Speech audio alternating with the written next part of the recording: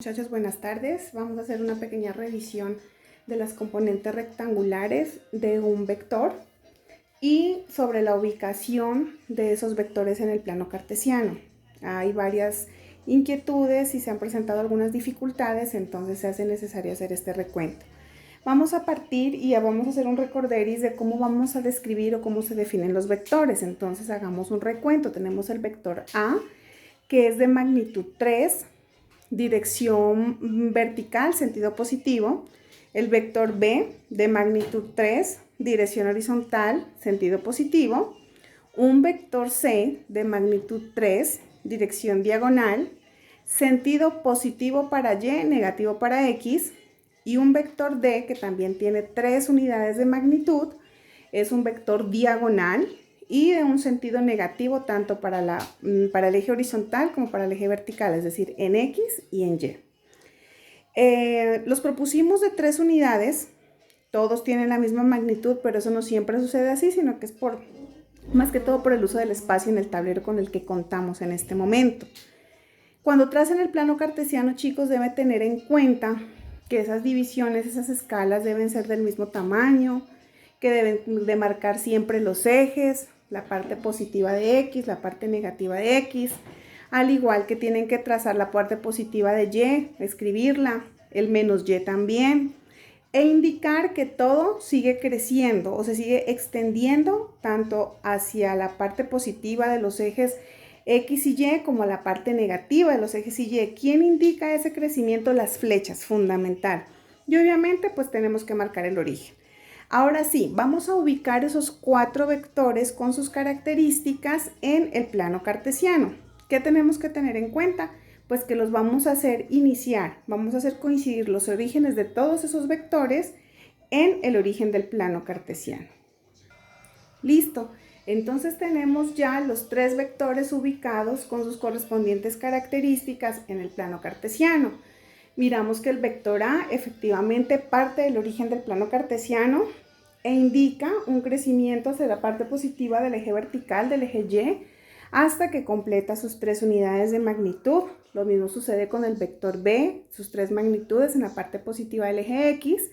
El vector C con sus 3 unidades de magnitud y que pertenece al segundo cuadrante del plano cartesiano. Y el vector D que se ubica en el tercer cuadrante del plano cartesiano. Ahora sí, para esos vectores cuya dirección es diagonal, es donde vamos a calcular si tuviésemos el valor del ángulo, las componentes rectangulares, es decir, su composición en el eje X como su composición en el eje Y. Pero bueno, no tenemos el valor del ángulo. Es más, si hubiésemos tenido desde el inicio el valor del ángulo que forman, o sea con el eje X o con el eje Y, pues deberíamos habernos soportado en un transportador para poderlo graficar, pues midiéndolo de la manera correcta. Entonces, inicialmente a esos ángulos les vamos a dar un nombre. Ubicados los 2 ángulos, vamos a asumir que tanto el vector el vector C y el vector D están formando el vector C un ángulo teta, que puede ser cualquiera, que en su momento tendrán un valor numérico, con el eje X, y que el vector D está formando un ángulo alfa también, que tomará cualquier valor de acuerdo a la situación problema o al objeto de estudio que tengamos con el eje X. Vamos a trazar de manera gráfica o vamos a ubicar gráficamente las componentes rectangulares de esos vectores. Recordemos que vamos a hacer proyecciones sobre el eje X y sobre el eje Y, teniendo en cuenta el extremo, es decir, la flechita donde termina el vector. Ok, entonces aquí tenemos. ¿Cómo encontramos esto? Vamos. Tenemos el vector C. De él proyectamos hacia el eje vertical esta línea punteada y hacia el eje horizontal esta otra línea punteada.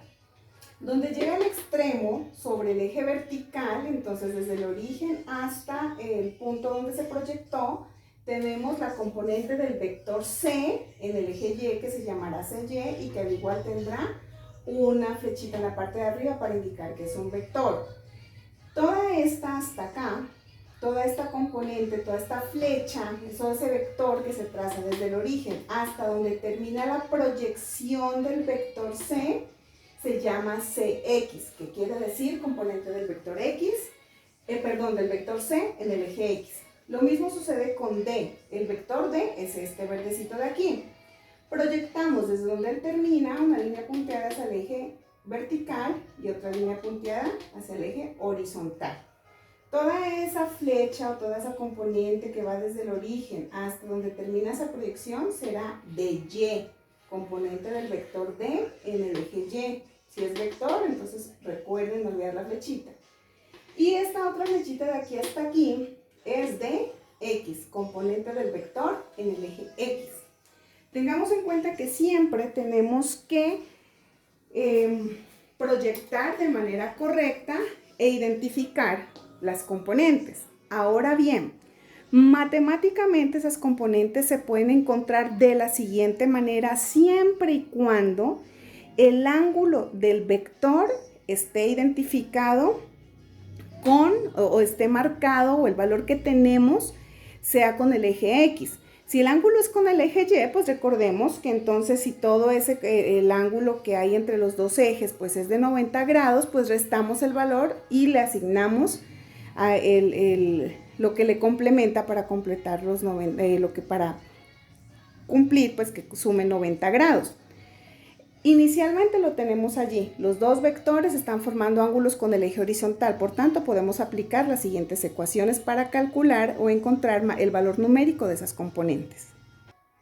Listo, entonces ya tenemos ahí las ecuaciones para el valor numérico. Aquí ya no tenemos flechita arriba, ¿por qué? Porque vamos a encontrar es una magnitud, es un número, no es un vector.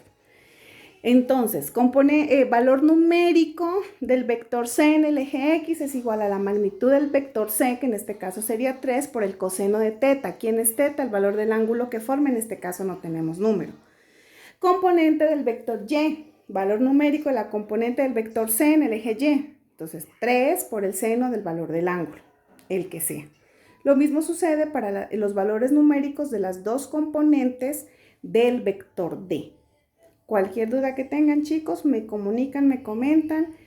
Por favor, refuercen el tema, pónganse ejemplos, pónganse posibles casos. En sus guías también tienen algunas cositas por revisar, por elaborar, por estudiar, por calcular, y el resto lo pueden poner ustedes o me solicitan asesoría a mí, claro que sí.